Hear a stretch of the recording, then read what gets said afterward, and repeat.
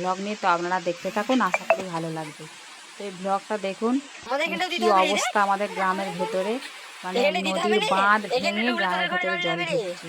এই বন্যাতে কি অবস্থা দেখুন গ্রামের মানুষের, মানে আমরা যে কোথায় যাব কি করবো ভেবে পাচ্ছি না। মানে নদীর বাঁধ বাঁধার চেষ্টা করছে, কিন্তু এই এত জলে নদীর বাঁধ কি বাঁধা যায় বলুন। তো চলুন, গ্রামের ভেতর সবাই আমরা গুছোচ্ছি সব কিছু, গরু বাছুর মানুষ কে কোথায় থাকবে সব, মানে যে যার নির্জন একটা জায়গা খুঁজছে, কিন্তু কিছু করার নেই। কি হবে পরিস্থিতি লাস্ট পর্যন্ত জানি না। তো আপনারা দেখতে থাকুন, আশা করি ভালো লাগবে।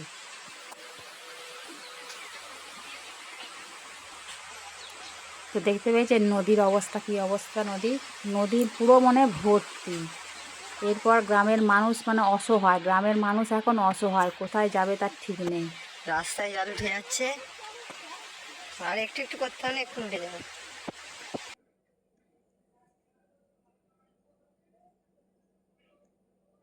নদীর বাঁধ মানে ভাঙার অবস্থাতেই আছে।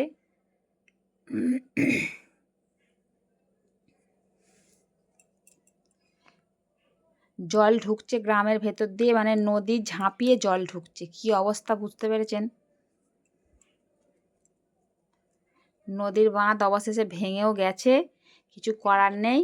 নদীর বাঁধ ভেঙে কি অবস্থা দেখুন, এবার আমাদের গ্রামের ভেতরটা অবস্থা দেখুন, মানে পুরো মানুষের বাড়ি ঘর সব ডুবে গেছে। যাদের মাটির বাড়ি তাদের তো দেখতেই নেই, সব উল্টে পড়ে যাচ্ছে। আর তবু যাদের পাকা বাড়ি তাদের তবু থাকার একটু আস্তানা রয়েছে, ছাদে কেউ ছাদে আছে, কেউ দোতলার ছাদে আছে। তো এখন গ্রামের ভেতরে জল ঢুকেছে, রাত্রির মধ্যে এই জলটা হয়েছে, পরপর জল বাড়তেই আছে, এরপর কি হবে জানি না। তো দেখতে পাচ্ছেন কি অবস্থা, মর্মান্তিক অবস্থা।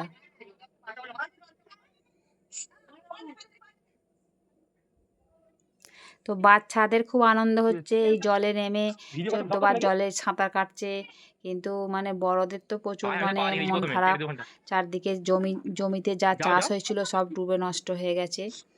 আর এখানে দেখুন জল মানে বাড়ির ভেতরে জল ঢুকে যাচ্ছে আস্তে আস্তে।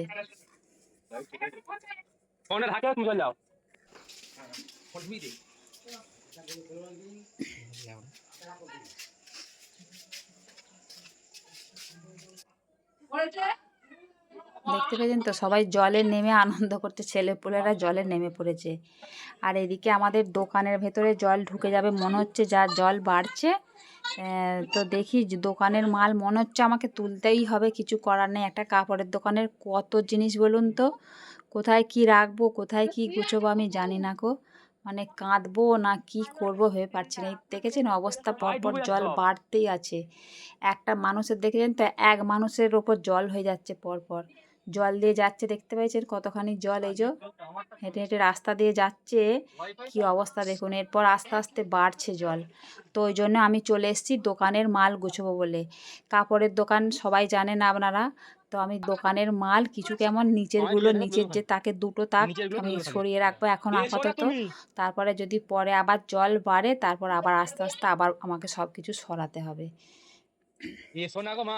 তো ওই জন্য মানে আমার একটা দেওর আছে, দুটো দেওর, শ্বশুরের ছেলে, আর এই যে পাশের বাড়ির একটা যাকে ডেকে নিয়ে এসেছি, দোকানে যাচ্ছি জল পার হয়ে সব কিছু মাল তুলবো বলে, নাহলে দোকানের ভেতর জল ঢুকে যাবে, রাত্রির মধ্যে জল ঢুকে যাবে দোকানের ভেতরে।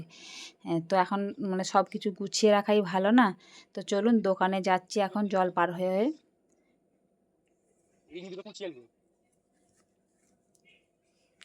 মানে বন্যার সময় আমাদের গ্রামের যার যেখানে বন্যা হয়, তাদের যে কী অবস্থা হয় তারাই একমাত্র জানে।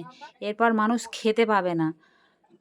তো চলুন দেখুন সবাই মিলে মানে হু হু করে জল ঢুকছে ভেতরে, মানে বাড়ছে জল। তো তাড়াতাড়ি করে সবাই মিলে যতটা পারি গুছিয়ে ফেলছি।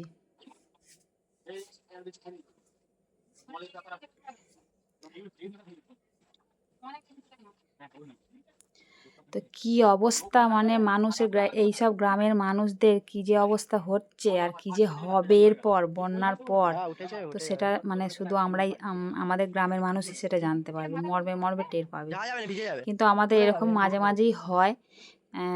তো কিছু করার নেই, আমাদের তার বাড়ি ছেড়ে কোথাও চলে যাওয়ার এ নয় যে চলে যাব। তো তো এর মধ্য দিয়ে আমাদেরকে কাটাতে হয়, কিছু করার নেই। তো চলুন, আমার ব্লগটা আর বেশি বড় করব না, এই পর্যন্তই।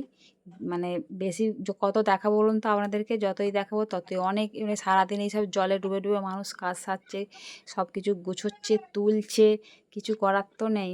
আর জলকে পারাপারও নেই।